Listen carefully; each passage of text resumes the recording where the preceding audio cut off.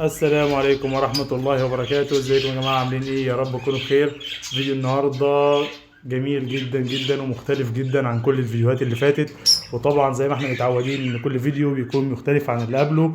فيلا بينا نشوف النهاردة هنعمل ايه. النهاردة يا جماعة هنعمل تغييرات للمكان وللطيور اللي في المكان. اول حاجة عندنا كام فرد كوكتيل كده، مع انهم كبار لكنهم مش بيطيروا، شايفين؟ يعني ده ذكر حبشي كبير اهو، تمام. وفي هنا فرد برضه اهو، برضه نفس النظام في الاسترالي، 3 فروض ما بيطيروش، وده بسبب ان هم قلشوا كميه ريش كتيره ولكن ما غيروش. طبعا الباقي كله زي الفل ما شاء الله. والشجره لما عملناها كده بقت جميله جدا والطيور كلها بتقف عليها. طبعا الروز لسه صغير فهو خايف وقلقان، وطبعا لسه جديد في المكان، تمام. فمع الوقت هو بيتعود اصلا وبينزل، تمام. فشايفين كده الدنيا عامله ازاي، تمام. طبعا الجوا يا جماعه اكتشفت ان صوته تحفه جدا جدا، ويمكن جميل جدا زي الكناري. فان شاء الله الفيديوهات الجايه هصور لكم وهو بيغرد، وحجمه يعني كويس قد اليمام الماشي زي ما انتم شايفين كده، تمام. فيلا بينا نشوف هنعمل ايه. طبعا العصافير دي والكوكتيل والاسترالي دول هناخدهم نوديهم المزرعه، بحيث ان هم ايه يعني في الاقفاص هيكونوا تحت عيننا اكتر، يخلصوا ريش، وبعدين هنجيبهم المزرعه تاني، المحميه هنا تاني. فيلا بينا نشوف هنعمل ايه. ودلوقتي يا جماعه بعد ما جبنا الطيور من المحميه وهنحطها هنا في المزرعه عشان تشتغل، هناخد الحاجات الصغيره. طبعا عندنا الجوز ده جوز لاتيني ما شاء الله اللهم بارك، النتايه هتحط بيض. في هنا جوز كمان، وده الاتنين جوه البياضه، واللهم بارك النتايه بيضه. يلا بينا بسم الله. شايفين بتهاجم ازاي عشان تحمي البيض بتاعها؟ اللهم بارك. حاطه 4 بيضات وفي بيضه تحتها يبقى 5. اللهم بارك، اللهم زد وبارك، استشهد عنا بالبركه. في هنا برضه جوز بيحضر لبيض. في هنا ما شاء الله اللهم بارك اللهم بارك 4 زغاليل لاتيني، طبعا اللي مفتوم منها او اللي جاهز ان احنا هناخده معانا. والاهالي بتحضر ما شاء الله، بتحضر لعش تاني زي ما انتم شايفين، النتايه راقده على بيض اهو، تمام. وهنا الجوز ده برضو، تمام. نوطي بس الاضاءه شويه. الجوز ده في هنا برضو جوز تاني، الاهالي برضو في البياضه. اللهم بارك زي ما انتم شايفين جوز لاتين. الله اكبر الله اكبر، اللهم صل وسلم على سيدنا محمد وعلى اله وصحبه اجمعين. برضو هنا في جوز زي ما انتم شايفين كده، الله اكبر. هنا جوز الذكر حبشي والنتايه فون، اللهم بارك اللهم زد وبارك. تحتيهم 3 لاتيني وحته مصبع، تمام.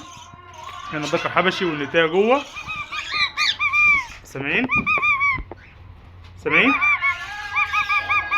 اللهم بارك اللهم بارك. سامعين يا جماعه؟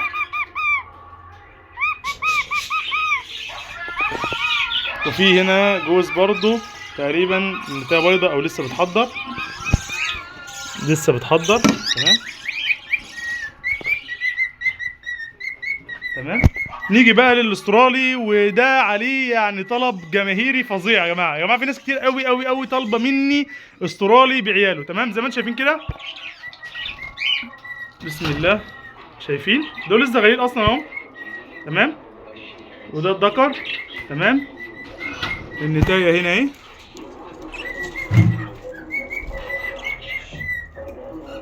في برضه زغلولين جوه، 3 زغاليل جوه و2 بره اهو، تمام.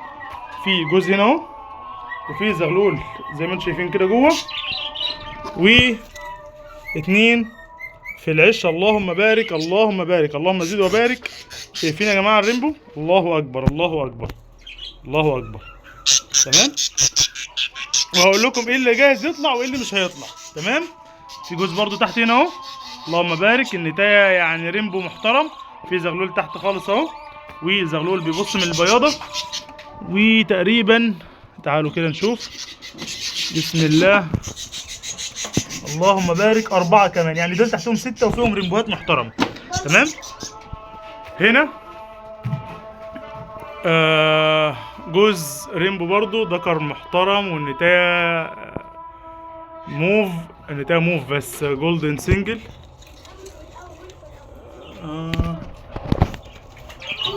زي ما انتم شايفين كده يا جماعه، الله اكبر الله اكبر الله اكبر، تمام. ده زغلول صغير جنب ابوه. تعالوا نفتح كده نشوف لهم جوه ايه. وفي زغلول تاني جوه اهو. وهنا ذكر معاه زغلولين تحت اهو. طبعا الجو برضو لسه مش برد قوي، فالزغاليل بتطلع تمام من العشوش. وفي زغلول جوه تاني اهو، والام بره اهي. هنا جوز اهو، ذكر اهو، والاهالي اهي. طبعا الحاجات الفول بادي دي هتطلع على طول، مش هنخليها، لان طبعا لازم ننتقي لكي نرتقي. ذكر اهو، والام النتايه طلعت زي ما انتم شايفين، والزغاليل اهي لسه صغيره. دي الذكر هنا كمان اهو،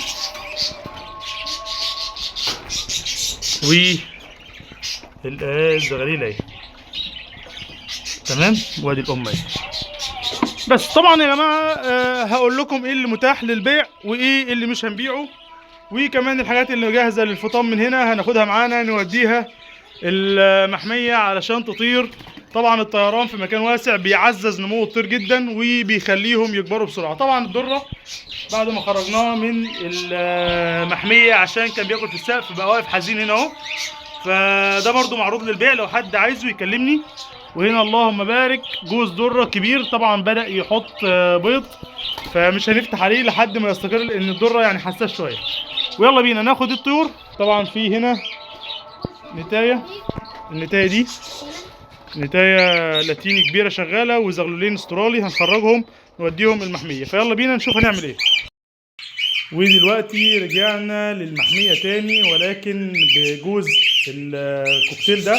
طبعا احنا في الفيديو في المزرعه كنا هناخد النتايه بس، طبعا زي ما انتم شايفين كده عمالين صدعونا وخربوا الدنيا، فخدنا الذكر معانا. وفي فردين استرالي صغيرين هم جبناهم معانا لانهم مفطومين، فهناخدهم معانا نسيبهم في المحميه بحيث ان هم ايه يطيروا ويكبروا بسرعه وكده. فيلا بينا نفتح. بسم الله.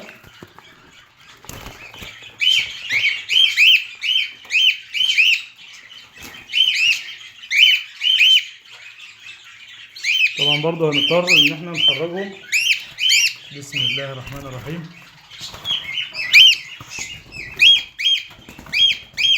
شايفين يا جماعه؟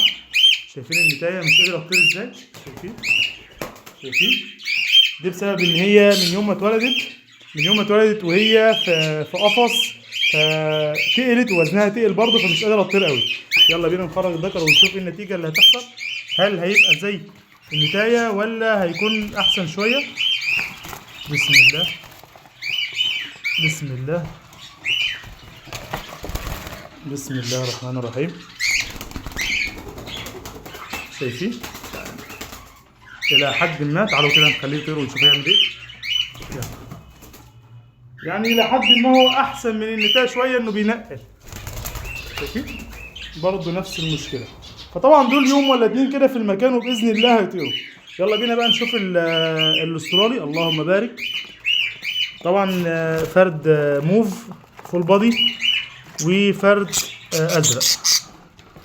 بسم الله. طبعا الاسترالي ده لسه يا دوبك مفطوم، فيعني الى حد ما هيكون خفيف، ولكن طيرانه برضه مش احسن حاجه. فيلا نشوف كده. بسم الله. شايفين يا جماعه؟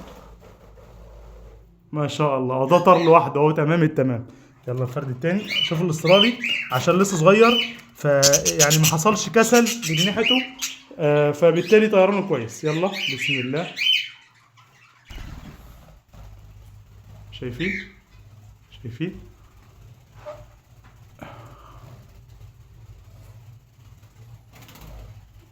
هو كده طاير بس مش عارف يقف. ايوه شايفين يا جماعه؟ اهو واقف هناك اهو تمام. يبقى احنا كده عندنا مشكله في الذكر ده والنتايه بتاعته، وده وزنهم تقيل ومش عارفين يطيروا، ولكن الباقي تمام التمام. والزغاليل دي ان شاء الله باذن الله يعني يوم او اتنين كمان هتلاقوها يعني ابطال في الطيران. طبعا الرز خايف ينزل تمام، ولكن طيرانه كويس الحمد لله. فبس كده دي الاضافتين اللي حصلوا. عايز اخد رايكم بقى في حاجه. شايفين الكوكتيل بيحاول لسه، ولكن ان شاء الله ده هيبقى تمام التمام يعني. بس عايز اخد رايكم في حاجه بقى تمام. شايفين الحيطه دي؟ طبعا الحيطه دي ما فيهاش الا 20 وكيس، ده كيس تمام عشان ما حدش يفتكر ان هو حفره ولا حاجه. ده كيس اهو تمام، كان فيه مسامير. فثانيه اوريكم الفيو كده. طبعا الكرسي ده موجود، ممكن اجيبه هنا في الحته دي عادي، والجزء ده تمام فاضي. فاحنا ممكن نملاه عصافير استرالي، اقفاص، ممكن نجيب اقفاص ونملى المكان هنا عصافير، بحيث ان احنا اللي عايز مننا عصافير تكون حاجات شغاله نطلعها باولادها. فايه رايكم في الفكره دي؟ نجيب في المحميه اجواز فاص وكده، واللي يشتغل من العصافير دي الشباب دي نحطه في قفص وننتج منه ونطلعه للناس اللي عايزه تشتري عصافير بولادها وكده، ولا نخلي المكان هنا للطيور الحره بس؟ مستني رايكم في التعليقات، وما تنسوش تكتبوا لي ايه رايكم في المكان وايه رايكم في التطورات اللي عملناها، وتقولوا لي رايكم في الفكره اللي قلتها لكم دي. وبكده نكون وصلنا لنهايه حلقه النهارده. لو عجبك الفيديو ما تنساش تعمل لايك، كومنت، تشترك في القناه وتفعل زر الجرس، والاهم من كل ده ما تنساش تصلي على النبي. والسلام عليكم ورحمه الله وبركاته.